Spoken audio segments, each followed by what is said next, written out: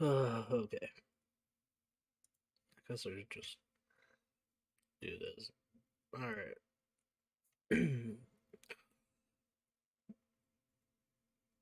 Yeah, that'll work.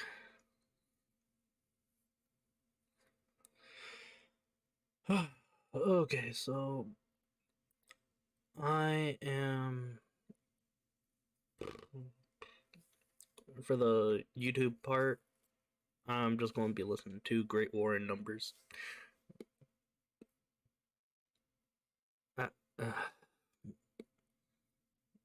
at this point, I've been listening to music all day. I just want to listen to documentaries. Well, uh, yeah, I'll listen to this. Uh,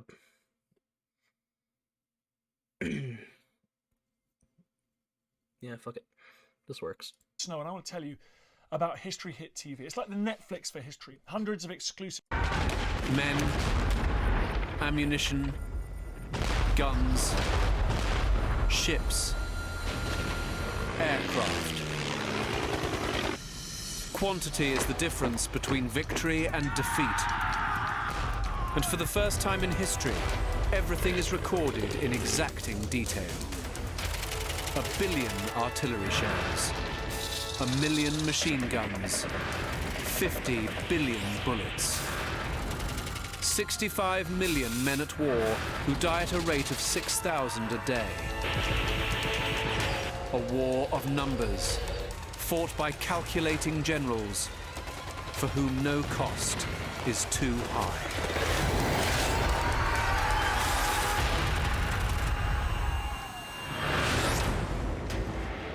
By the end of 1917, 3 years of war has transformed Europe. The war had begun with armies in colourful uniforms advancing behind battle standards, but it ended with tactically skilled, well-equipped infantry advancing behind machines. Total war has almost destroyed the Romanov dynasty in Russia. The Habsburg Empire is on its knees. The French army has mutinied. Britain and Germany are bleeding each other to death. But a fresh new army is being assembled across the Atlantic. 1.2 million Americans have been recruited and are preparing to go to Europe. Will they be swallowed up, slaughtered like millions who went before them? Or will they tip the balance, bringing victory to the Allies and defeat to the Germans? Will 1918 finally see the end game?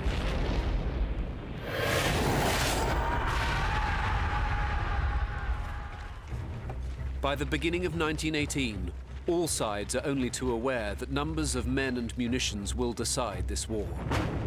The Allies know the numbers weigh heavily in their favor.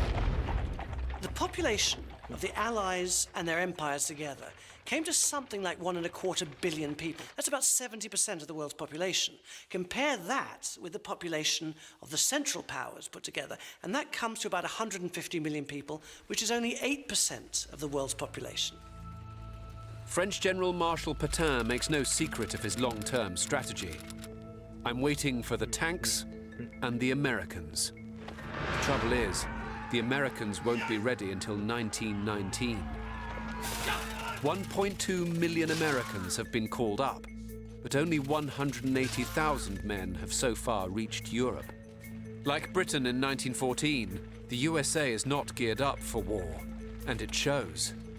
When America entered the war, its army consisted only of about 208,000 men, and of those, 80,000 were National Guardsmen. So America wasn't going to be ready to fight a major offensive for probably another 2 years.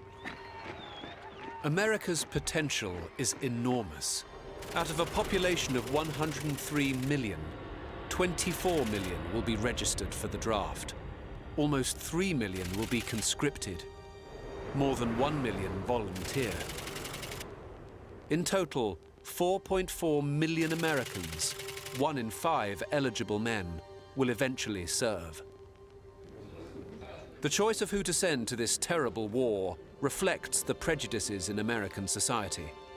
Immigrants, poor rural farmers and African Americans are far more likely to be called up. From the 10 million young men examined in the first draft, almost 1 in 5 of the African Americans are called up to fight. Among the white Americans, it's only 1 in 13. America's upper classes are largely exempt. When the army conducts IQ tests, it discovers that black soldiers from northern cities score higher than white soldiers from the rural south. The results of the test are suppressed. What's more, Southerners in particular are wary of giving black people guns. So 90% of African Americans are put into segregated, unarmed battalions of laborers. The American President Woodrow Wilson was a Southerner, and he supported segregation. So most African American soldiers ended up as laborers. Those that did take up arms were organized into 2 segregated all African American divisions led by white officers. Ordinary French people are happy to see the arrival of American troops of all colors. Black soldiers find they are welcome in restaurants and bars where they are cordially served by white waiters and respected as paying customers. For many, it's their first taste of life as a normal citizen. American commanders are alarmed. The Army even tried to limit contact between African American soldiers and civilians. They were worried that that contact would affect their attitudes and make them less willing to accept segregation when they returned home to the States. The prospect of more American troops on their way alarms the German High Command. Hindenburg and Ludendorff know that if they do not strike now, by 1919 the Allied tide will be unstoppable. And at the start of 1918, the collapse of Tsarist Russia means that there will never be a better time to strike. The warmongering imperial Tsar has been deposed. The Bolsheviks, backed by German money, seize power in November 1917 and try to make peace. The Germans attempt to negotiate terms with the Bolshevik Commissar Leon Trotsky. This will allow them to concentrate their forces on the Western Front. But by February 1918, peace talks break down. Trotsky storms out, declaring there will be no peace, no war. But Trotsky is about to learn a lesson in real-world politics. The Germans called his bluff. The Germans marched on Petrograd, and in Petrograd, the sound of warfare was audible. The panic in the city was intense, and this demonstrated, really, that Russia had no choice. Unable to resist the German army as it marches on the gates of Petrograd, the Bolsheviks are forced to surrender an area 5 times the size of Germany. 2.5 million square kilometers of territory, 50 million people. Over half of Russia's industry, 90% of its coal mines and 1/3 of its agriculture, all come under German and Austrian control. Finally, the Germans have the empire they wanted. With Russia out of the war, the Germans and Austrians move more than 1 million men to Italy and the Western Front. By March 1918, the German army has transferred 42 divisions from east to west. It can now field 192 divisions in France. The German army on the Western Front has grown to 4 million men, replacing almost all of the 880,000 casualties suffered in 1917. The Allies, meanwhile, have failed to replace the men lost in 1917. Their forces shrink to 3.5 million. They are outnumbered. By March 1918, Ludendorff is ready to strike. And he's picked his target. He will go for the weakest link in the Allied line, the British Army on the Somme.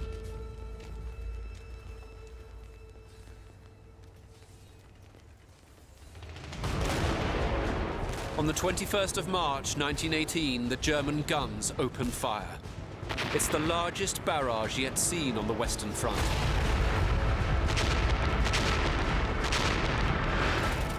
Over 3,000 shells a minute.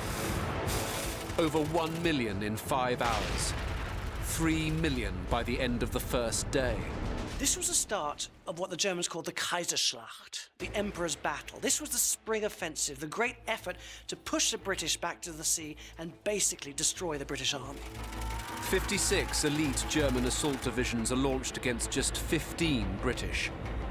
In troops, they have a 3-to-1 advantage. Their 7,000 guns outnumber the British almost 3-to-1. And 1,000 aircraft give them 2-to-1 air superiority.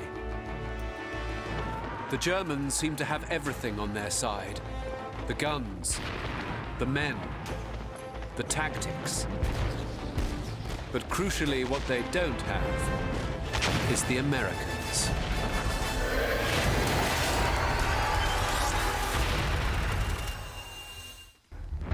March 1918. In one last desperate gamble, German General Ludendorff has launched the Kaiserschlacht, an all-out offensive against the Allied line. He hopes to break the British before the Americans can enter the war and tip the balance in the Allies' favour. And he has picked on the British for a reason. General Ludendorff thought that the British were genuinely tired of fighting and wouldn't really mount a spirited defence. He thought that he'd be able to punch through them and not only destroy them, but also destroy their morale as well.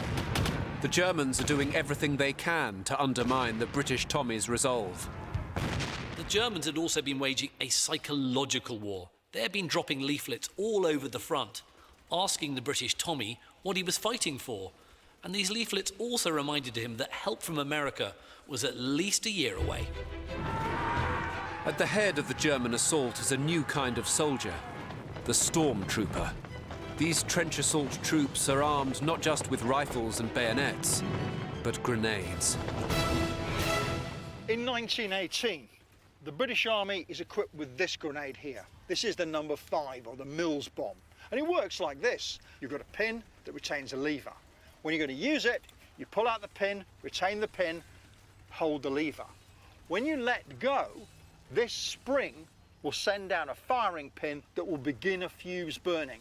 5.5 seconds later, it will go off bang. The problem with the grenade is it's efficient, but you cannot use it in the open. You can throw it from a trench into the open or from the open into a trench. If you try and use it in an open field, the thrower, he probably will be injured or even killed by bits from it. The Germans look at this and think about it slightly differently. And they come up with a quite similar grenade, the Kugelgranate. This one, by the way, designed to be worn on a belt. And when you undo it and pull, it's ready to throw. But even that might cause you a lot of damage if you don't chuck it far enough. So the Germans developed the classic potato masher bomb, the one with the handle. They also developed this devil here. This is the egg grenade, so-called. It looks a bit like an egg. And the way that you use it is a stormtrooper will have bags full of these things, lots of them.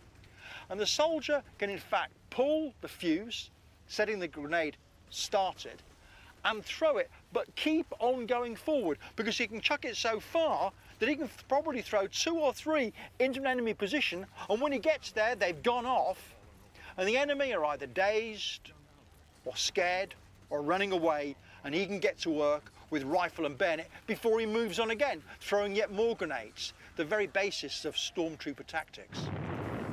The stormtroopers rely on speed. Hit the enemy before they know you're coming. Some British troops are surprised still having their breakfast. In places, the German advance is so rapid that British troops moving towards the front line are not even aware that the battle has started and are instead intercepted by oncoming stormtroopers and taken prisoner almost immediately, without a shot being fired. Within 90 minutes, almost a third of the British Fifth Army have been killed or captured. At the end of the first day, almost 50 miles of the British front line has fallen, and the Germans have advanced 3 miles.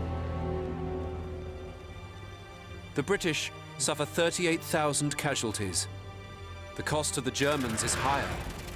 Almost 40,000 men killed or wounded, nearly all from their elite assault divisions. This is the worst single day for casualties in the entire war. French General Ferdinand Foch, the hero of the Marne back in 1914, intervenes in an effort to shore up Allied defences. He orders 13 divisions sent north by rail to help the British. but the scale of the operation is enormous. It takes 40 trains to move an 11,000-strong French division. Supplying that many men was a massive challenge. Each division might need at least 1,000 tons of supplies every day. But Ludendorff now delivers another huge blow to the Allies. A second surprise attack in the north. This will be the most effective attack since the start of trench warfare. The British Commander-in-Chief, Douglas Haig, Butcher Haig to the troops, demands that his soldiers fight to the death. Every position must be held to the last man. There must be no retirement. With our backs to the wall and believing in the justice of our cause, each one of us must fight on to the end. The British losses are horrendous. By the end of April, the British Army has been seriously weakened. It suffered some 260,000 casualties. 10 divisions have almost been completely wiped out. Now, with the British on their last legs and the French scrambling to support them in the north, Ludendorff prepares his coup de grace. The Germans have been secretly amassing 36 divisions and over 5,000 guns, ready for one massive, decisive attack.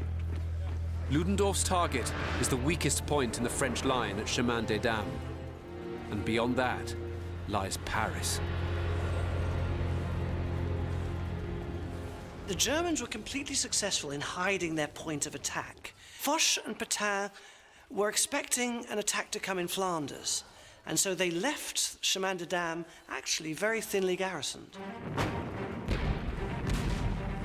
The Germans were able to muster a superiority of 4-1 in artillery pieces and 5-1 in infantrymen. The Germans advanced 12 miles in the first day, further than British advances at the Somme and Passchendaele combined. By day 5, they are just 39 miles from Paris. Already the Germans have been bombarding Paris with the most powerful guns of the entire war. Each so-called Paris gun can fire a 264-pound shell up to 25 miles into the stratosphere, before falling back to Earth 75 miles away. It's the first man-made object to leave Earth's atmosphere. It will kill 250 people and cause panic in Paris. The situation looks really serious. In fact, so serious that even the resolute Clemenceau considers evacuating Paris. The British army is reeling. The French forces are buckling. The Allies have lost over 450,000 men. Paris is about to fall. Only one army has the men and the resources to stop the German juggernaut. The United States, commanded by General John Pershing. The Allies were desperate now. The French were transferring troops from Flanders. The British were drawing up plans to transfer 1.75 million troops to the south of the Somme. So you had a situation where General Pershing was actually informing Washington that it was going to be up to America to bail out the Allies. America speeds up its war effort. By June 1918, almost 1 million American troops are on European soil. They arrive in the nick of time. On the 6th of June 1918, the might of America finally makes its stand against the vanguard of the advancing German army at Belleau Wood, just 30 miles east of Paris. When the United States Marines first encountered the French at Belleau Wood, the French advised them to fall back. But the response from Captain Lloyd Williams is simple. Retreat? Hell, we just got here. But the Americans lack the experience that 3 long years of blood-soaked conflict has given their French allies. At Belleau Wood, the Marines will quickly come to understand the savage nature of this war. It is the worst single day in Marine Corps history. Over 1,000 men are killed or wounded. The Americans learned a very costly lesson at Belleau Wood. They learned how to coordinate artillery, infantry, machine guns to create a successful attack. A lot of men were lost, but a lot was learned. At a cost of 10,000 American casualties, the German advance on Paris is finally halted. And now the numbers begin to turn against Ludendorff. The German armies have suffered almost 1 million casualties since the start of their offensive. Allied numbers are moving up again. The British are now sending 10,000 more men every day to France. Allied forces rise by 500,000 British and almost 1 million fresh American soldiers. What's more, these troops are more mobile than ever. French factories have been copying American methods of mass production. From just 170 motor vehicles before the war, by 1918 they had 37,000. They are able to carry over 100,000 men and 7,000 tons of munitions to the front in a single day. The Allies now prepare for a mighty counter-offensive. And thanks to aerial reconnaissance, they know exactly where to strike. What I've got in my hand here is a trench map. And these are produced in a very straightforward but very dangerous way. Essentially, you get aircraft to fly over your trenches and over the enemy trenches, way behind their lines, to take photographs vertically downwards, which can then be converted into maps. Incredibly dangerous, very risky, not very glamorous. But what it means is once you've got that information, you can mark up the trenches, the barbed wire, the batteries, the mortar positions.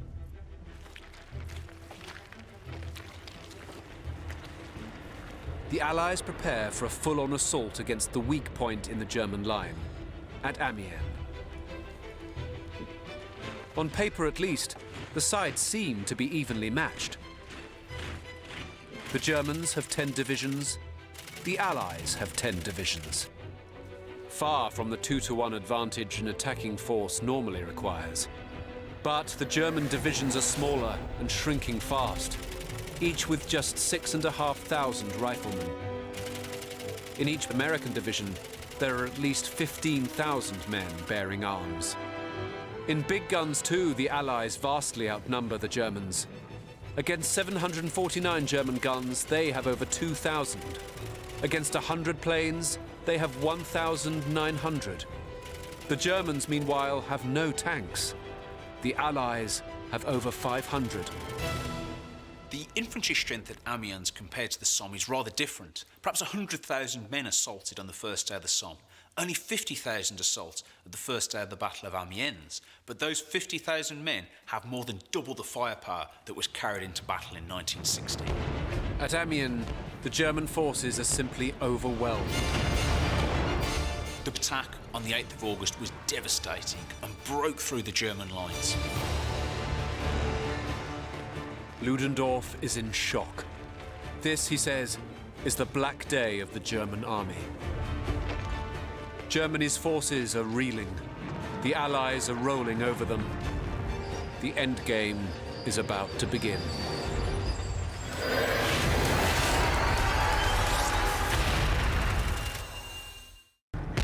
August 1918.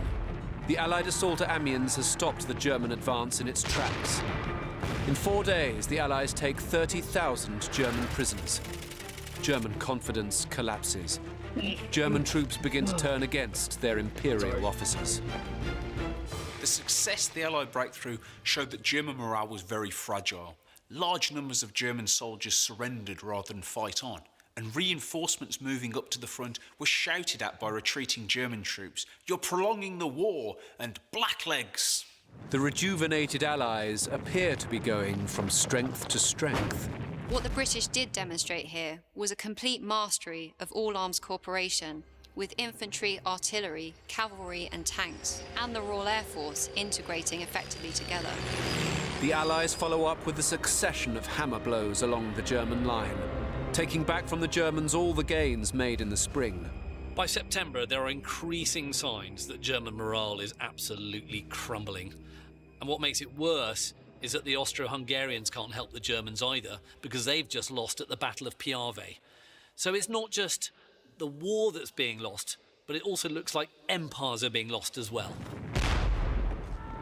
The old imperial ruling classes are losing their grip. Whole empires are falling apart. In the Habsburg Balkans, French and Serb forces defeat Bulgaria, which signs a separate armistice. The collapse of Bulgaria cuts off the Ottoman Empire from German supplies. This leaves them at the mercy of the British forces in the east. General Allenby fights a brilliant and decisive campaign over the Ottomans in Palestine. At the Battle of Megiddo, the Desert Mounted Corps envelops and encircles the Ottoman forces. For Allenby, a complete victory. Megiddo is just one of a series of shattering defeats that will finally knock the Ottomans out of the war. Germany is facing defeat. The Allies are poised to deliver the coup de grace. But just as it looks like the Great War is about to end, the Allies are struck down. Not by German guns and bullets, but by something even more deadly. A terrifying mass killer with such an innocent-sounding name. It is called the Spanish flu, but it comes from Kansas. In September 1918, it takes hold in packed US Army training camps. At Camp Grant, Illinois, the number of hospital beds has to be increased from 10 to 4,000 in just 6 days. The virus seemed disproportionately to attack the young, and it caused great misery. I mean, it would destroy the lungs, terrible pain. It could kill within hours. In September and October, it sweeps through the US Army. 1 million US soldiers are hospitalized. 45,000 die. It is the most deadly disease in the whole of human history. 50 million people died of the Spanish flu over this period. That's about twice as many people as died as a result of the war. And if we look at the United States, it actually reduced the life expectancy of people in the United States by 12 years. With hundreds of thousands of men hospitalized and the Germans dug in behind the Hindenburg Line, the Allied advance stalls.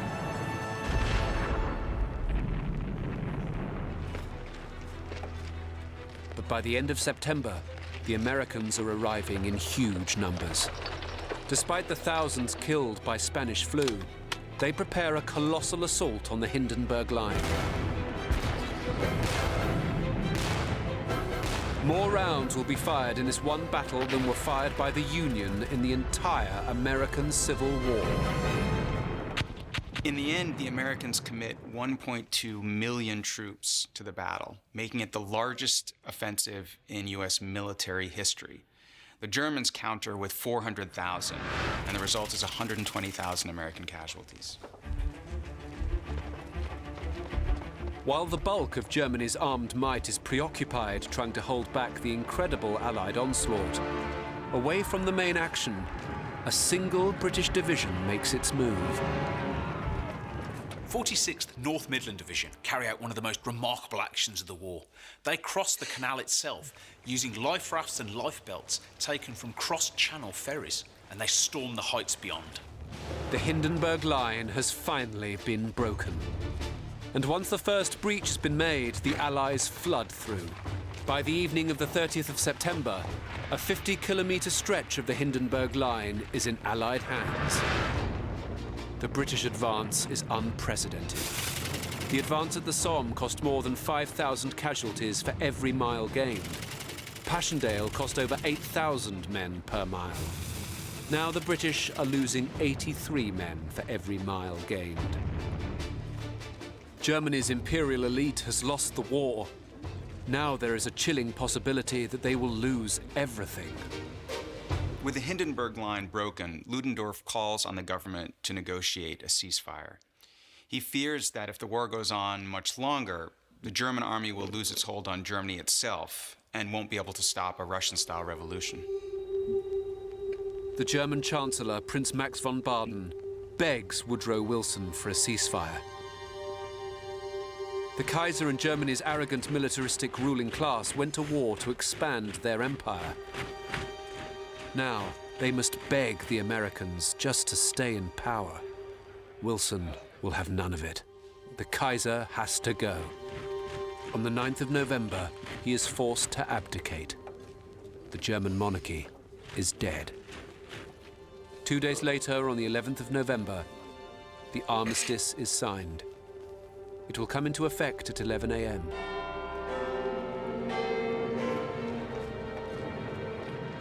"11,000 soldiers are killed or injured on the last day of the war. more than all the Allied and German casualties on D-Day. At 1 minute to 11, the last man is killed. Henry Gunther, a 23-year-old clerk from Baltimore, the son of German immigrants, killed by a German machine gun.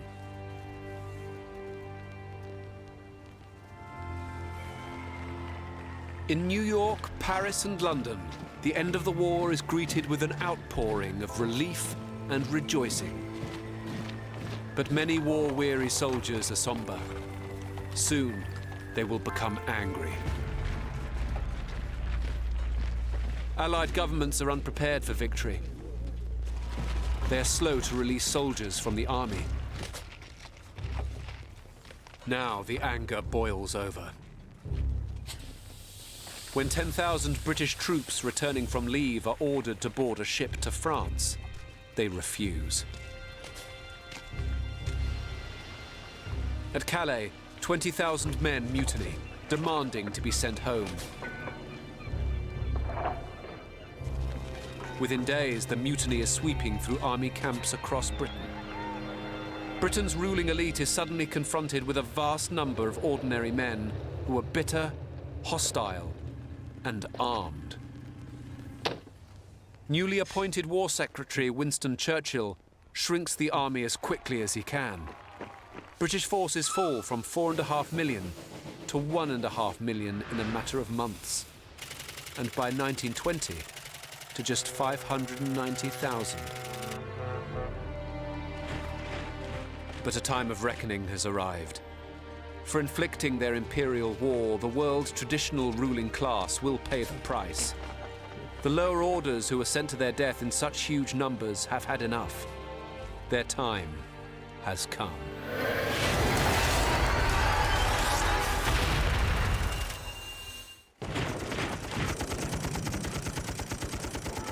The Great War was a war of empires.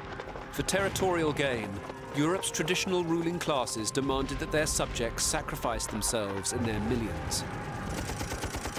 By the end of the war, a third of all men in Britain, France, and Germany between the ages of 18 and 22 are dead. It's hard for us to imagine these days, even in modern wars, the scale of the slaughter. These were men dying by the hundreds of thousands in a relatively small geographic area, and often in the most hideous ways. French and Russian soldiers repaid the callousness of their masters with mutiny and revolution.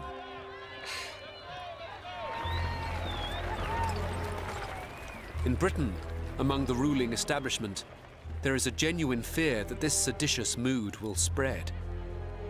Something must be done to relieve the pressure before it boils over into outright rebellion. So as the war ends, the government quickly passes a law to give all adult males the vote, along with women over the age of 30. But the discontent still spreads. Millions of returning soldiers struggle to find work. The munitions industry is rapidly contracting. In the war, a large section of industry was brought under state control and has lost much of the dynamism and vitality for which British manufacturing was once famous across the world. The workforce in the Scottish shipyards falls from 100,000 to just 10,000. Unemployment in shipbuilding hits 75%.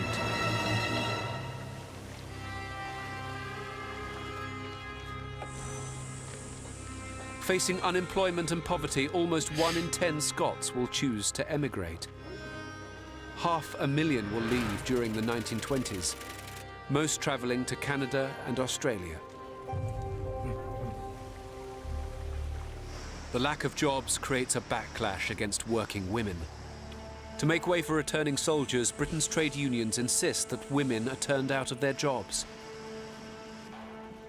For many of the women who have sacrificed so much to the war effort, this feels deeply unfair. The working conditions for women during the war were not good. They were forced to work 12-hour shifts, often at half the pay that men received. And when the war was over, they lost their jobs. Although only women over 30 are allowed to vote, they make up almost half the electorate, as so many men have been killed. Whether the establishment wants it or not, women now have a voice. Women wanted the vote. I think labour movements are already gaining traction and attention before the First World War. If anything, the First World War might exacerbate them. I mean, the role of women in the war, you can't then put them back in their box. Both women and the working classes are beginning to push back, as the old world they worked and fought and died for slowly starts to break down. Every empire involved in this terrible conflict has been profoundly affected by the war. Now, they will be torn apart by the peace. On the 18th of January 1919, 70 delegates from 27 nations congregate in Paris to begin the negotiations that will officially end the Great War. It's supposed to be a lasting peace in this war to end all wars. The dominant power at Versailles is America. The Allies owe America money. They owe America victory in the war. America's President Woodrow Wilson is calling the shots. Wilson had decided it was time for the Americans to take the lead. He could see how the old regimes were exhausting themselves, and he realized there was an opportunity here for America. America would force the old imperial powers to accept peace, but now on America's terms. Americans had not wanted to fight in this old imperial war, and as former rebellious colonists themselves, they disapprove of empires in general. Wilson's terms are set out in a speech that becomes known as the 14 Points. He wants free trade and democracy, and to give rights to colonial peoples. The reaction in Britain and France is surprise and outrage. They know that Wilson's 14 points would restrict their imperial power as much as it would Germany's. This imperial war has ended in mutual destruction. India, the largest colony of the British Empire, had been forced to provide 1 million men to fight in the war. 60,000 of them are dead. Now, the Indians want independence. Britain tries to cling on to its empire. In 1919, a British general in India orders his troops to fire into a crowd of peaceful demonstrators, killing 1,000 people. It seems that Britain can only hold on to its empire by resorting to the same repressive methods it had so condemned in Germany. But the tide cannot be held back forever. At Versailles, India becomes a member of the League of Nations in its own right, and Mahatma Gandhi begins a long campaign of peaceful resistance that will fatally undermine British imperial rule.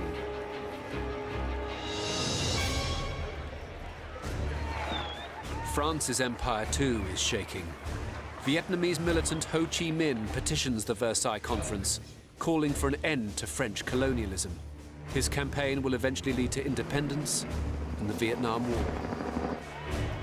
It is the beginning of the end for the British and French empires, though both powers will manage to cling on to their possessions for a few more troubled decades.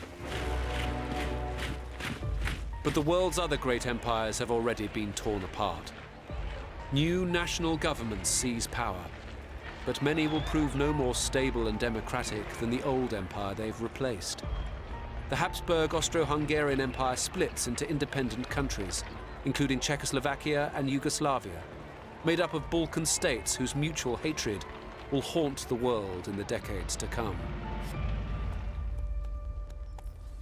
From the ashes of the Ottoman Empire, a multitude of Arab states will arise: Iraq, Syria, and Lebanon, and later one small Jewish state, Israel, which they target as their enemy.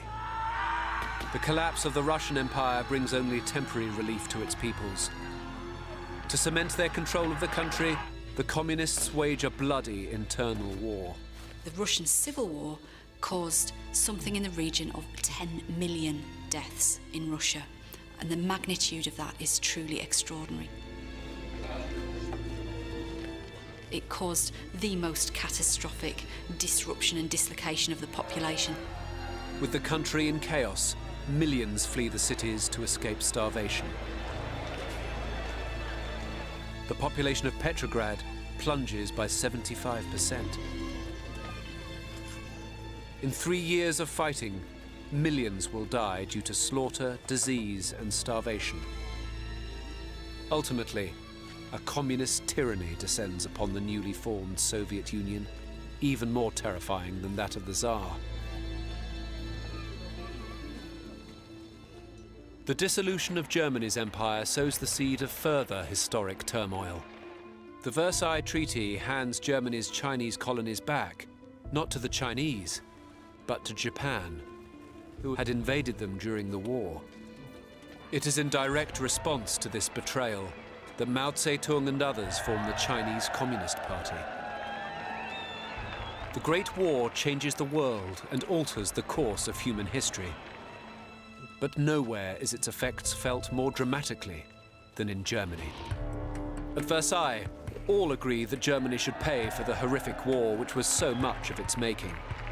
Germany has pillaged the territories it conquered, stealing industrial equipment, laying waste to industry and agriculture. Constraining German militarism has cost the Allies vast sums of money and left them with gigantic debts. In Britain, public debt has risen 900%, from £700 million at the start of the war to over £6 billion. But Britain's not the only country in trouble. Almost all the Allies are in debt. Russia and Belgium have borrowed from France.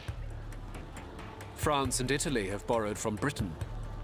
And Britain has borrowed massively from the USA.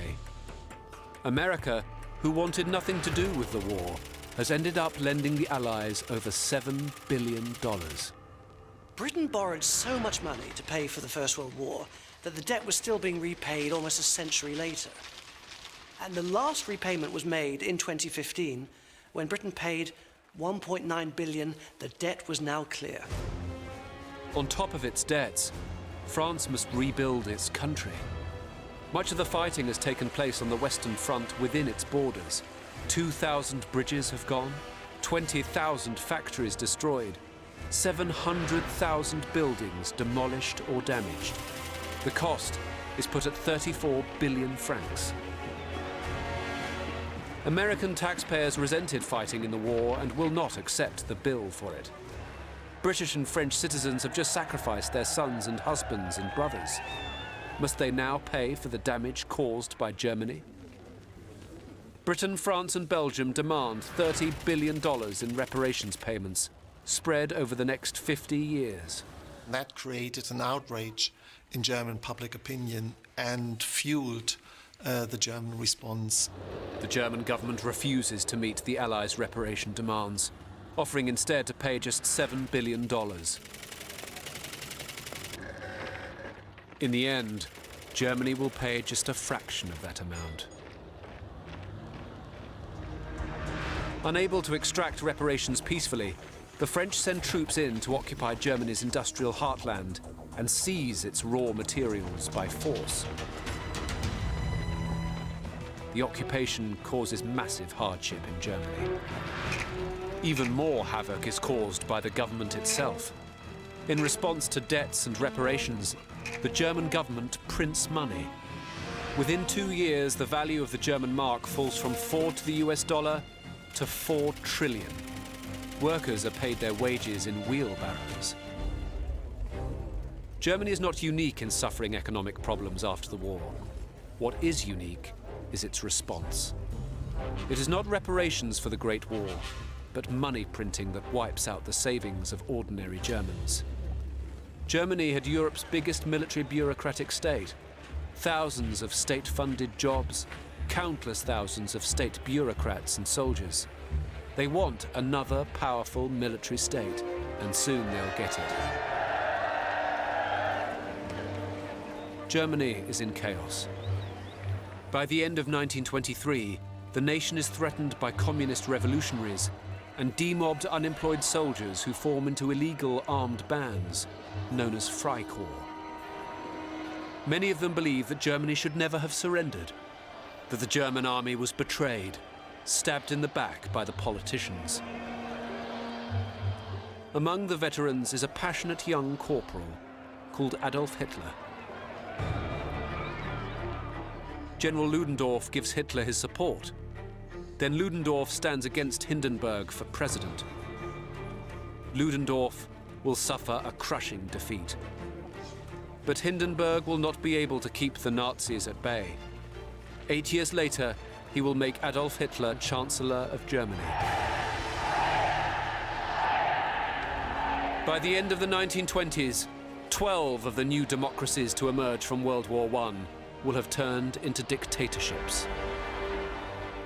In World War I, we find the origins of communism and of fascism. In World War I, we find the origins of World War II. Indeed, World War II is, in a sense, merely the second chapter in the same terrible conflict.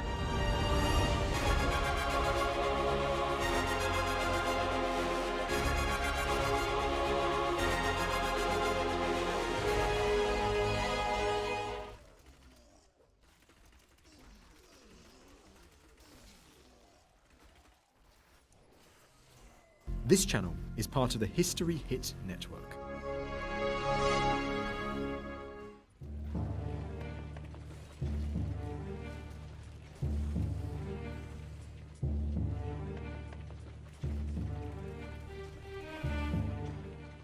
Following the humiliation of defeat, Germany, between World War I and World War II, was a country that had lost its sense of purpose, its status in the world, had seen revolution and poverty brought about by the Wall Street crash of 1929. By 1933, it was a country that longed for strong leadership that would restore law, order, and a sense of identity. One man understood the needs of the German people and presented himself as a savior in a world that was on the brink of collapse. He knew also how to manipulate the images that the public saw, so that he would appear always as a man apart, a man chosen, possessing a monumental, almost magical quality that drew the hopes and trust of the German population. The cameras followed his every move. He fed the popular desire for an invincible symbol of national pride in a way no politician had ever been able to. Oh my God. His rise from a rabble-rouser on the streets of Bavaria to the pinnacle of power in Berlin and conquest of most of Western Europe is one of the most extraordinary and savage stories of our time. Millions of Germans saw in him the Messiah he felt himself to be, and followed him at first blindly and then under increasing duress into destruction, unable to comprehend that they were simply numbers in his distorted vision of the world, dispensable to a man incapable of forming fulfilling personal relationships. One of the most fascinating questions in the history of the 20th century is how did Adolf Hitler come to create a regime that would hold the world in a grip of terror the likes of which had never been seen before?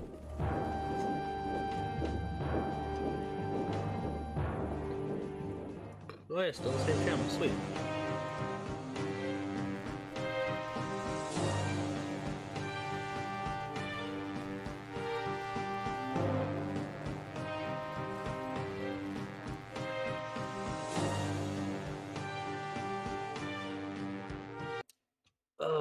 I've already watched this. I don't want to bore you guys with it. Oh,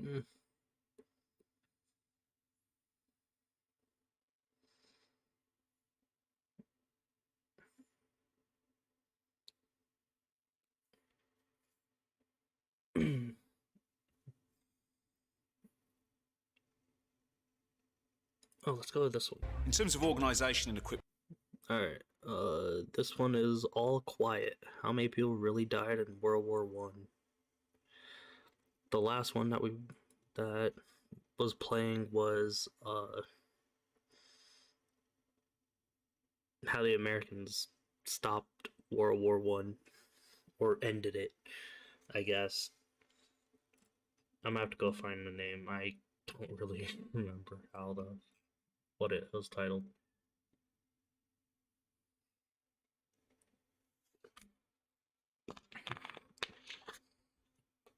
But the one that you heard before was how Hitler rose to power and it was pretty much his entire story through his birth till he killed himself. But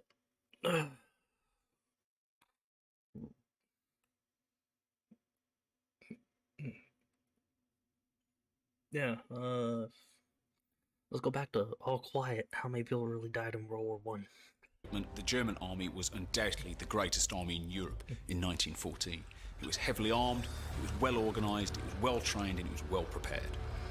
Ready to put the Kaiser's orders into action are the army's 73,000-strong officer corps.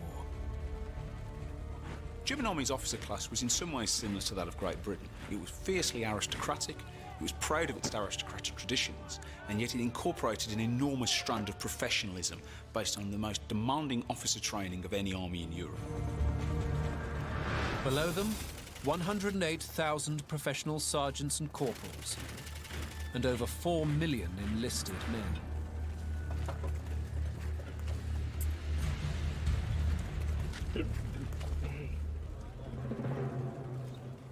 At the beginning of August, Britain is yet to join the war.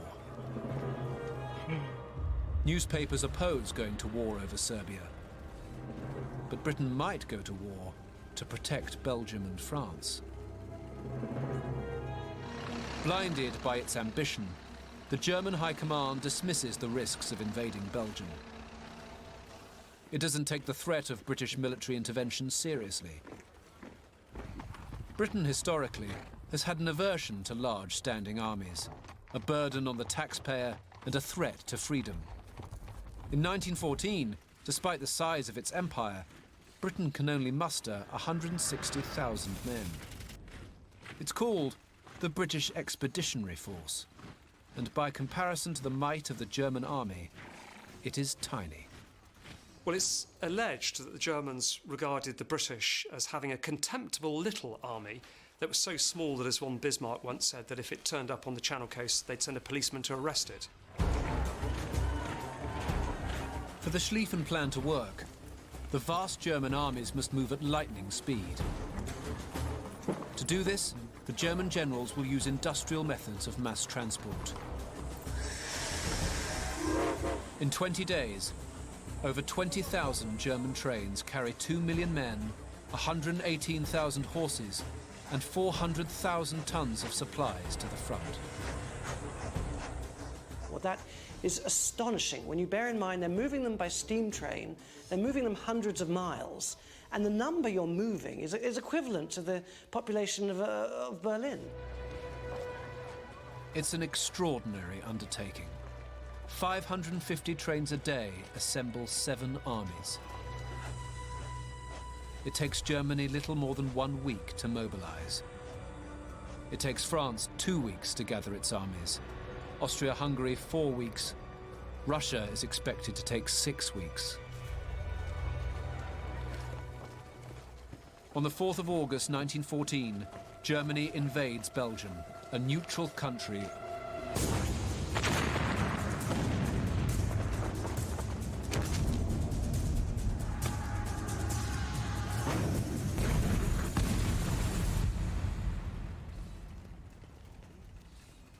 Britain now feels compelled to declare war on Germany. Now Britain's transport system swings behind the war effort. In the first few days, 334 trains will move 69,000 men, 21,000 horses along with guns and supplies to Southampton to embark for France. Oh, now it... At the same time, 1,000 lorries and 300 buses are requisitioned to carry the British soldiers from the French ports to the front. Many more will march on foot with their kit on their backs. When he went to France, the soldier of the British Expeditionary Force was wearing this, a set of 1908 pattern equipments. What we've got is a small pack, mess tins on the outside here, personal kit in the ground sheet in here. 2 pints of water in the water bottle, and on this side we've actually got the bayonet and the handle to the entrenching tool The head to the entrenching tool is here. And around the front, we've got pouches on each side. What we've got there, 5 rounds from that pouch. Each one of those pouches, 10 of them altogether, takes 15. It means there's 150 bullets easily available for any soldier in the BEF. This equipment here weighs something like 57 pounds minimum. And in 1914, the minimum weight of a soldier was 112 pounds. With this on, at 57 pounds, it's actually more than half his body weight. Going into battle in 1916, with gas masks, steel helmet, grenades, it's probably about 66 pounds. By late August, just 84,000 men of the British Expeditionary Force, the BEF, have landed in France. The British Army was a very small body. It was essentially a colonial police force that would be sent to police the Empire, protect it from external threats and put down internal rebellions. It was not intended for a major war. Incredibly, the British Army in Europe is smaller even than the 117,000-strong Belgian army. When thrown into a maelstrom of a massive European conflict, it was undergunned and undersupplied. And it's about to face the might of the best equipped and best prepared army in the world. The 600,000 German soldiers marching into Belgium.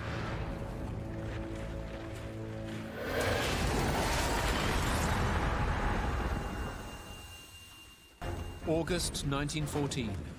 Europe's old imperial elite is at war. A new kind of war, which they do not understand and which will lead to their ruin. 600,000 German troops under General Helmut von Moltke are tearing through neutral Belgium.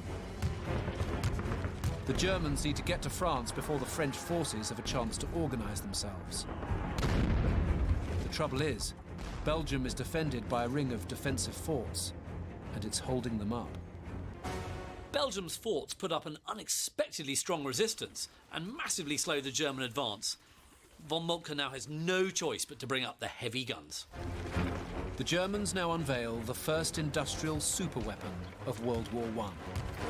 Nicknamed Big Bertha, this 42-centimetre caliber howitzer gun fires an 800-kilogram shell almost 10 kilometres, well beyond the range of the Belgian artillery.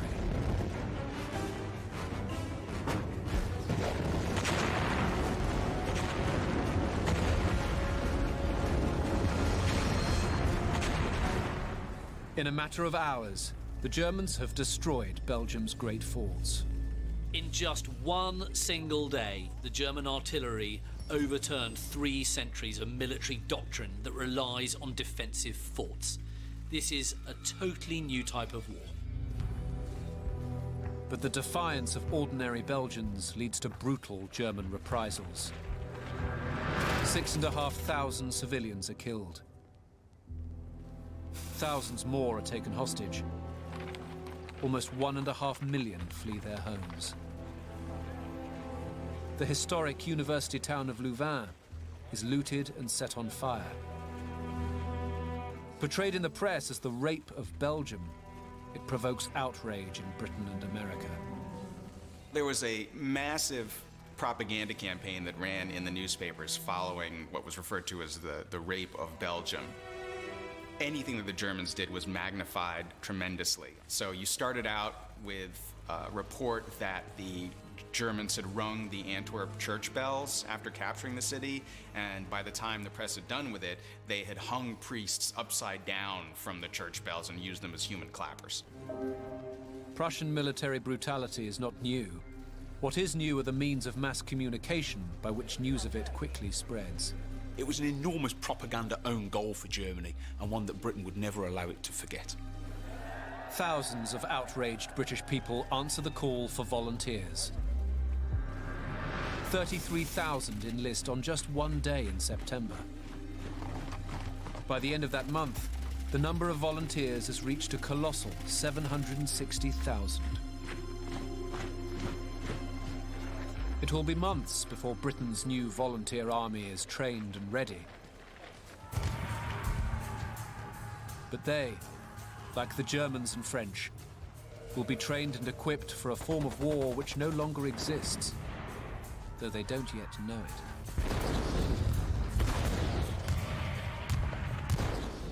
On the outbreak of war, British soldiers were wearing something like this. It's basically a cap, stiffened with a piece of wire, has absolutely no ballistic quality whatsoever. Bullet, shrapnel goes straight through it. German army, slightly better off. They've got this, the Pickelhaube, with a cover over it when it was in use. It might stop a shrapnel ball at long range, might actually turn a blow with a musket butt or something, but that was all. Something better was needed, particularly because the men were in trenches and it was their heads that was the most vulnerable in a trench. So by September 1915, British Army start to get this, called the Brodie after its inventor. Basically, manganese steel designed to deflect bits of shrapnel, fragments of shell, debris falling out the sky. Sadly, by the way, a bullet will go straight through it. Having overtaken Belgium, a tide of German soldiers move into northern France, slaughtering the British and French in terrifying numbers. The French suffer 140,000 casualties in just 4 days, caused in part by outdated French methods of fighting. The French were wedded to a tactical doctrine known as the offensive at all costs. This was a doctrine that argued that the best way to defeat the Germans was to attack them in large numbers with the spirit of France, the fury Français. Unfortunately, this resulted in them advancing into artillery, rifle and machine gun fire and dying in catastrophic numbers. French losses in August of 1914 were absolutely horrendous. They lost 27,000 men, for example, in one single day. And if the losses were to continue at that rate, then every man in France would be dead by 1917. For the next 2 weeks, the British and French are forced on the run to avoid being encircled by the rapidly advancing German armies. The retreat was harrowing for all involved. They'd travelled huge distances on foot. Men had to be dragged along, picked up on supply wagons. Units became mixed. They were outrunning their lines of communication, so they were struggling to feed people. It looks like the Germans will succeed. France will fall, and the war will be over by Christmas. But just as railways allowed the Germans to strike France with industrial speed and efficiency, they now do the same in the east as Russia attacks Germany. On the 15th of August 1914, 2 Russian armies of 485,000 men invade eastern Germany.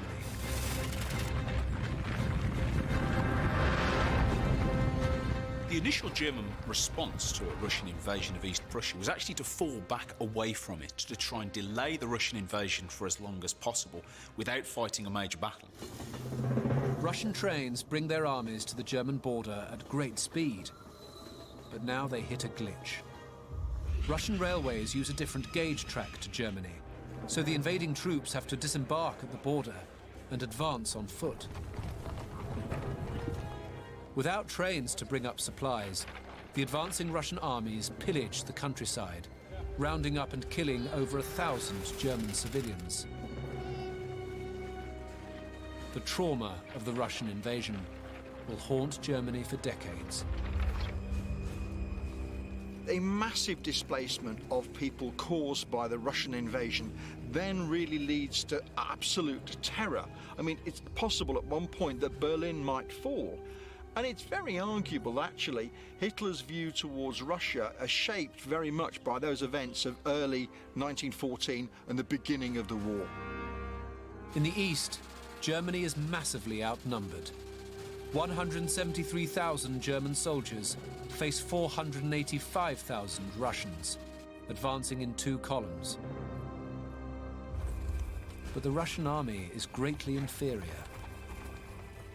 It was a large, slow-moving army, reliant on an antiquated supply network, and above all else, it was being commanded by 2 quarrelling generals. Samsonov and Rennenkampf hated one another and were not on speaking terms, and Russian communications were antiquated, reliant almost entirely on horseborne messenger or radio traffic broadcast without any encryption whatsoever.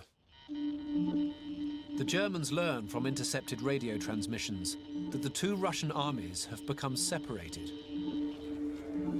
They're transmitting radio broadcasts en clair in uncoded messaging which the Germans can anticipate. The Germans manage to corner 230,000 Russian troops in the south and move in for the kill.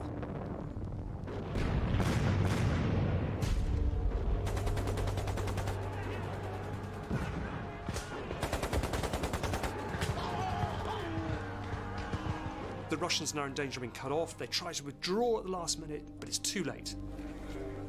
An entire Russian offensive at that point is broken. Germany has managed to save itself. The numbers, again, are shocking. 78,000 Russians are killed or wounded, 92,000 captured. The German casualties are less than 1/10 of that. Never again in the First World War would an army be encircled and destroyed quite as comprehensively as the Russians were at Tannenberg. The Russians humiliated in the east. British and French forces decimated in the west. The Germans moving on Paris. The war, it seems, will soon be over. But now it's the turn of the French to deploy their railway network as a weapon of war. Commander Joseph Joffre orders trains to bring men from all over France. They deliver 150,000 Frenchmen, a new army assembled by the River Marne just outside Paris. And the Germans don't even know it's there. The so-called Miracle of the Marne begins on the 5th of September, 1914. This was the moment when Joffre threw his great counterattack at the Battle of the Marne into action. It was the moment when the war began to turn against the Germans. When the French need even more troops, they hire 630 Parisian taxis to carry 5,000 reinforcements from Paris to the front.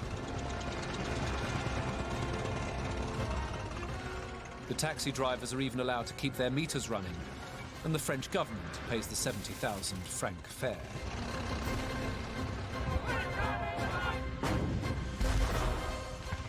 The French determination to drive the Germans back from Paris is captured in one general's message in the heat of battle. My centre is giving way. My right is in retreat. Situation excellent. I attack.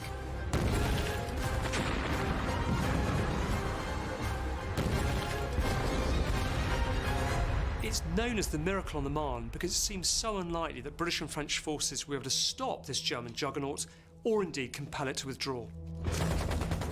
But the French attack, supported by the British, stuns the Germans. The French counterattack was especially effective because of timing.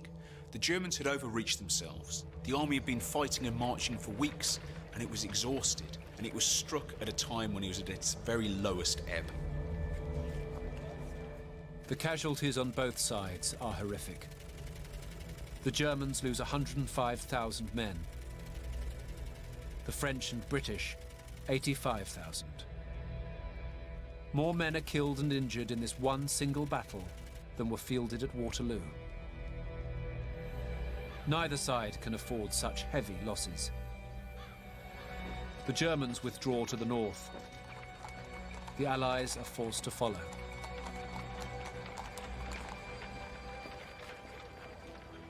The battered remnants of the British Expeditionary Force finds itself taking up defensive positions around the Belgian town of Ypres. Soon they will find themselves facing an overwhelming force of German soldiers. But this time they are ready. This time they are dug in. What happens at Ypres will go down in history. A tragedy the like of which has never been seen. And it will set the pattern for this senseless, bloody, industrial war.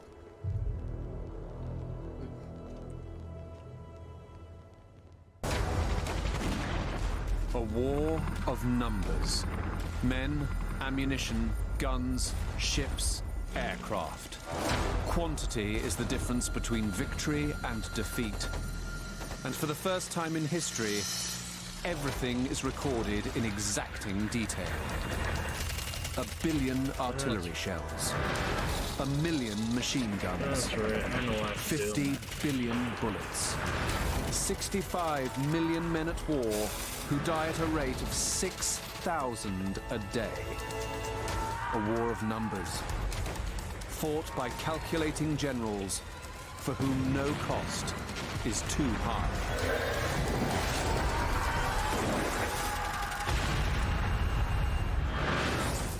In the decades leading up to the First World War, Europe has been transformed. A world of peasant farmers, craft workshops and horse-drawn carts has turned into a world of factories, mills and railways. Industrialization has revolutionized production and changed society.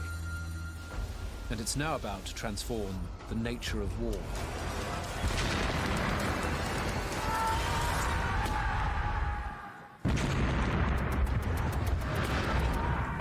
October 1914.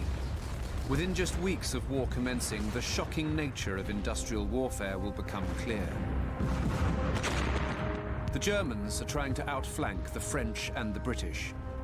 The Allies need to stop them. The two sides confront each other in the Belgian region of Flanders, at the strategically important town of Ypres. This is to be one of the most famous battles in the history of warfare. The Battle of Ypres was vital because it represented Germany's last gasp effort to try and win the war in the West before the end of 1914. Holding Ypres means just as much to the British. The reason that the fighting for the British seems to focus particularly around the town of Ypres is because it's the nodal point of highways that lead to the Channel ports. If the British can hold this northern nodal town, they are in a position to bring in reinforcements in the future to continue to support their Belgian allies and indeed their French partners. At the First Battle of Ypres, the weapon that causes most heartache in Germany is the rifle, which had been used in war for more than half a century. But by 1914, British engineers have improved the design. As several thousand German student volunteers advance towards the British lines, they are met with a devastating hail of bullets. Every British infantryman has been issued with a Lee Enfield SMLE Mark III rifle. 4 million of them will soon be in the hands of British soldiers. This is the short magazine Lee Enfield. The short refers to the length of the barrel, not the size of the magazine. It's adopted by the British Army in 1908, and on the outbreak of war, the soldiers of the BEF go off to war with this weapon. It operates in a very simple system. We take off the safety catch, we open up the bolts, and we take 5 bullets. The Army called them rounds. We push them in the charger bridge and load them into the magazine. We then do the same again, another 5. That now gives me 10 rounds loaded into the magazine. The German Mauser rifle only takes 5 rounds, so a soldier armed with this can fire far more frequently and more effectively than his German opponents. 15 rounds a minute is regarded as minimum. The highest number of rounds recorded by one soldier is 37 in 1 minute, including 22 bullseyes at 300 yards. It's deadly.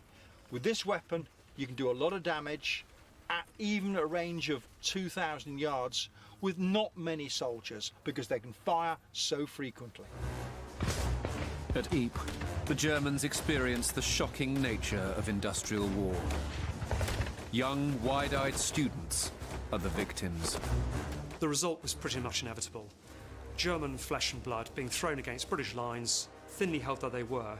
The result was that large numbers of German students and young soldiers were killed, such that even today it's still known as the Kindermord, the massacre of the innocents. 3,000 of Germany's brightest young men now lie in the German student cemetery at Langemark. But the body count does not deter the German generals. They simply sent more and more men towards the British lines. Between October the 19th and November the 22nd, the German army sacrifices 80,000 men.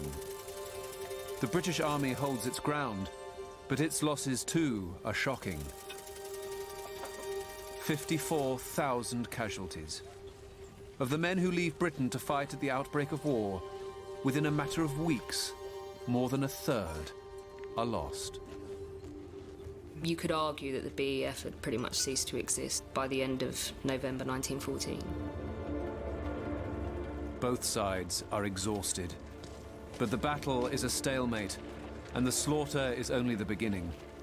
Each army needs shelter from the other's weapons, so they decide to dig trenches, ever more of them, stretching ever further, for thousands upon thousands of miles. Warfare's changed radically. Now we have rifles and machine guns that can engage at 1,000 yards or more. Artillery can rain down shrapnel and high explosive. Infantry simply cannot survive in the open. The only way it can protect itself is to dig in. By war's end, the trench labyrinth on the Western Front totals an astonishing 25,000 miles. Enough to encircle the planet.